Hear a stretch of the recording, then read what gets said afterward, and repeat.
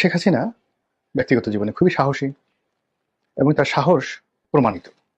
তিনি কেবল যে 15 বছর ক্ষমতায় বসে সাহস দেখিয়েছেন তা নয়, ক্ষমতার বাইরে বিরোধী দলীয় নেত্রী হিসেবে সাহস দেখিয়েছেন, রাজনৈতিক দলের নেত্রী হিসেবে, রাজপথের নেত্রী হিসেবে সাহস দেখিয়েছেন এবং তার জীবনে সফলতা ব্যর্থতার যেখানে যেখানে হয়েছে যা কিছু সব ক্ষেত্রেই তিনি সাহস দেখিয়েছেন, সাহস হারা হননি। একটা উদাহরণ দিই, যেমন ধরুন এরশাদ জামানাতে তার সমাবেশের উপর গুলি চালানো হলো, প্রায় 18 জন একেবারে নির্বিচারে স্পট ডেথ চট্টগ্রামে।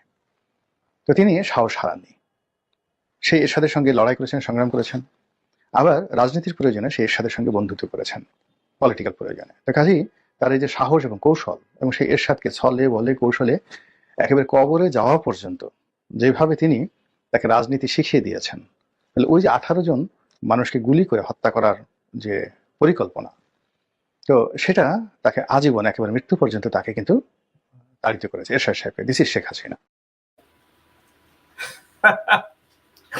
গোলাম মোল্লা রনি, আমি জানি না 1988 সালে আপনি কি করেছেন, আপনি কোথায় ছিলেন, আপনি ট্রেডিং ব্যবসা করছেন,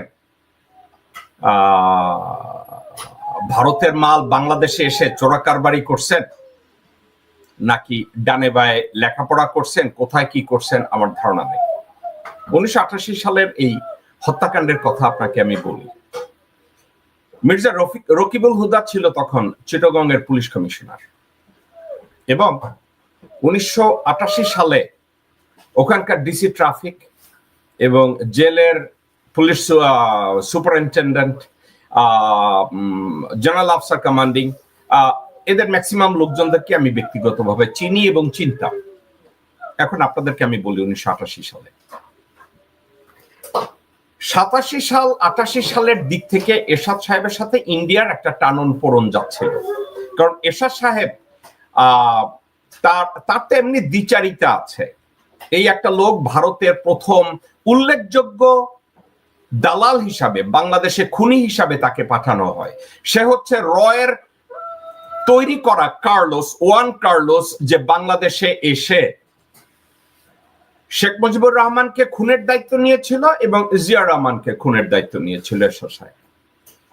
তো এরশাদ সাহেব নিলেও ব্যক্তি এরশাদ, এর কোনো নীতি ছিল না, এর কোনো দেশপ্রেম ছিল না। এরশাদ সাহেব তখন রাষ্ট্রপতি হলেন, সত্তার সাহেবকে একটা ইলেক্টেড গভর্নমেন্টকে সরিয়ে বিভিন্ন ড্রামা করে। কিন্তু 86-87 পরের থেকে ভারতের সাথে তার টানন পোড়ন তৈরি হয়, কারণ সেনাবাহিনীকে শক্তিশালী করার জন্য, স্ট্রাকচারালি রাষ্ট্রীয় কাঠামোকে একটু শক্তিশালী করার জন্য এরশাদ সাহেব বেশ কিছু সিদ্ধান্ত নিয়েছিলেন। ইন্ডিয়া যার বিরোধিতা করেছে। ইন্ডিয়া বলেছে যে তুমি এটা করছো কেন, তুমি আর্মিকে শক্তিশালী করছো কেন, এয়ারফোর্সকে শক্তিশালী করছো কেন, বাংলাদেশের বিমানকে শক্তিশালী করছো কেন, রেলওয়েকে শক্তিশালী করছো কেন। এরশাদ সাহেব বলেছে, whatever it is, being the president of Bangladesh, I need to reform Bangladesh so that people can feel my legacy after I'm gone.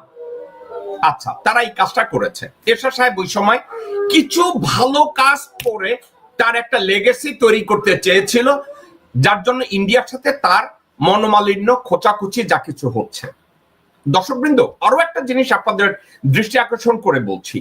India গত 17 বছরে হাসিনা শেখকে প্রেসার দিয়ে, বেকুব বানিয়ে, লেখাপড়া না জানা হুবড়ি গাবুর হাসিনাকে লোভ দেখিয়ে যতগুলো জিনিস ভারত আদায় করেছে 1986, 87, 88 সালে এরশাদকে দিয়ে ওই কাজগুলো করাতে চেয়েছিল। এখন সমস্যা ছিল একটা, হাসিনা তো ইংরেজি বুঝে না, হাসিনা লেখাপড়া জানে না, কোনো দূরদর্শিতা নাই।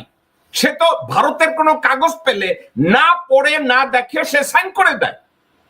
কিন্তু এরশাদকে নিয়ে একটা সমস্যা ছিল। এরশাদ সাহেব পড়তেন, এরশাদ সাহেব পড়াতেন, এরশাদ সাহেব আলাপ আলোচনা করতেন, যেগুলো ছিল ইন্ডিয়ার অপছন্দের। ইন্ডিয়া তখন কি করলো? বলল এরশাদ মাস্ট গো।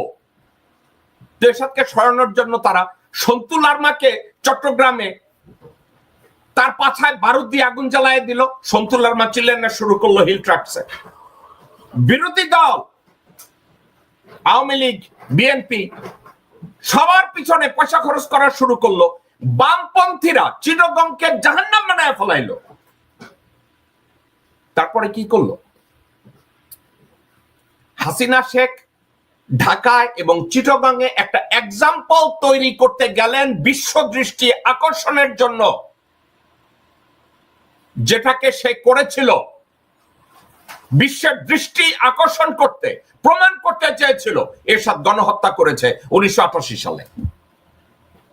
যে গণহত্যা ভারতের সহায়তায় বিডিআর পিলখানায় করেছে, যে গণহত্যা 2013 সালে হেফাজতকে দিয়ে শাপলা চত্বরে করিয়েছে, যে গণহত্যা জুলাই বিপ্লবে হাসিনা করিয়েছে, সিমিলার গণহত্যা হাসিনা শেখ 1988 সালের জানুয়ারিতে সেই গণহত্যাটা করেছে। এই গণহত্যার মূলে টোটাল কারিগর ছিল র, এর প্ল্যানার ছিল র, তাকে সহায়তা করেছে রয়ের লোকজনরা, শান্তি বাহিনীর লোকজনরা, আওয়ামী লীগ ছাত্রলীগের লোকজনরা, যুবলীগের লোকজনরা।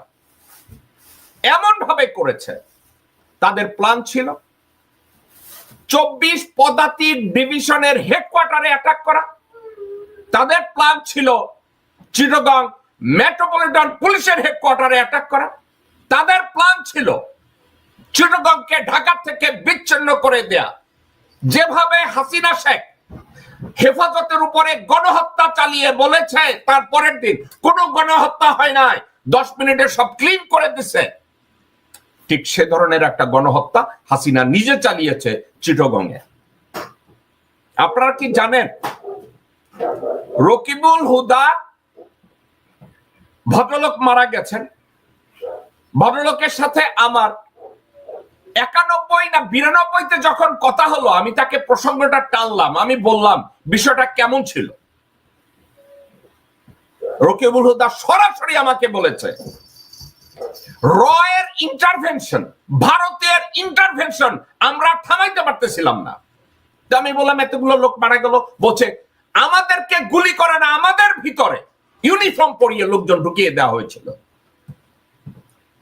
আজকে মহিউদ্দিন চৌধুরী জীবিত নাই। মহিউদ্দিন চৌধুরী যদি জীবিত থাকতো, আমি তার মাথায় কোরআন দিয়ে আমি তার কাছে কসম কাটাইতাম।